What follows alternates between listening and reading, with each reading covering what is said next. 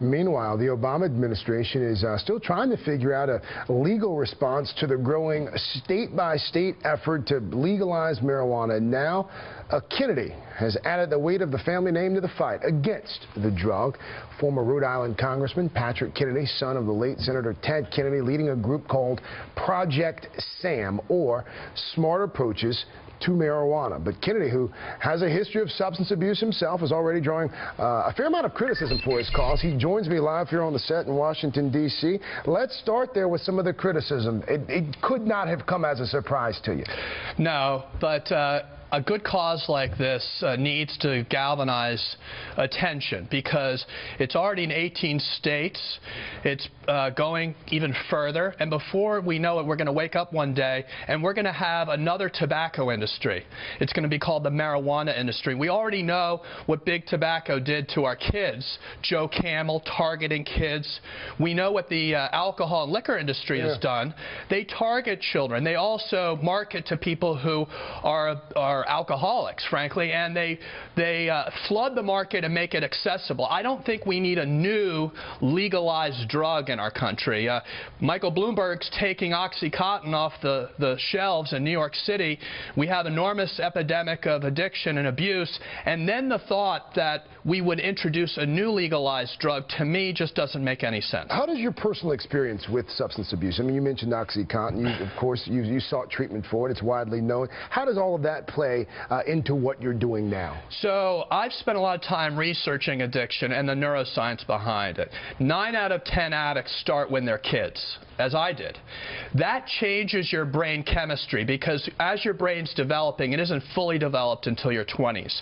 So this notion that we're going to give the green light of permissibility for people to think, oh, it's harmless, go ahead and experiment. Now, we know kids have access to this anyway, but we shouldn't be adding fuel to the fire.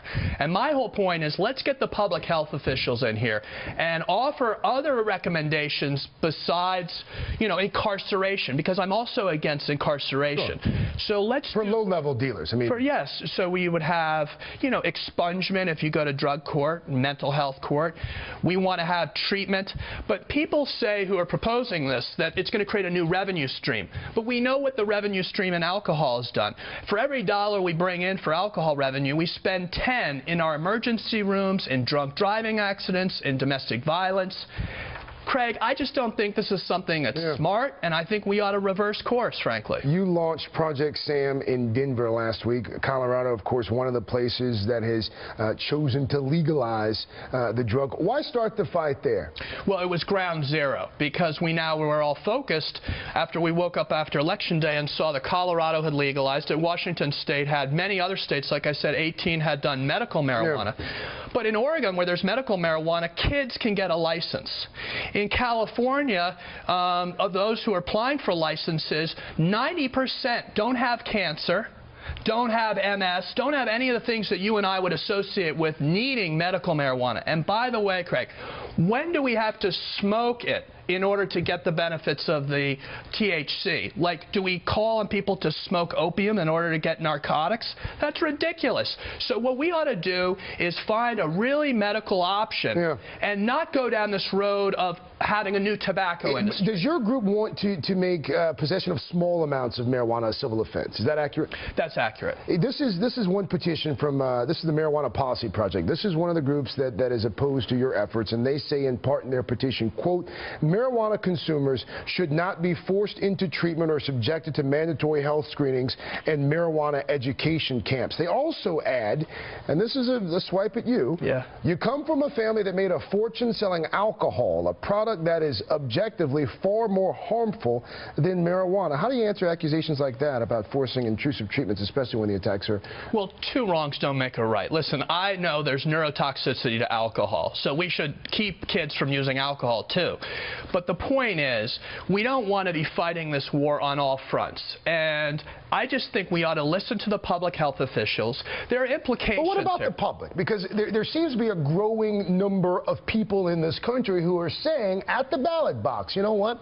We're tired of this. We want our pot, and we want to be able to smoke in the privacy of our own homes. What about those people? Well, that's why we should have a debate about it. I just don't think that we've either got to lock them up or light it up. There is no kind of middle ground here, and that's what I hope to engender through this campaign. Let's bring the public health officials. Let's understand driving under the influence of marijuana. I mean, the implications of that are enormous. Let's understand smoking while having a baby. I mean, the fact that a parent would be smoking and the implications on child development, and as I said, the accessibility to children. So this is a balance. But I think the pendulum has swung way too far, and everyone thinks, oh, marijuana's not that bad.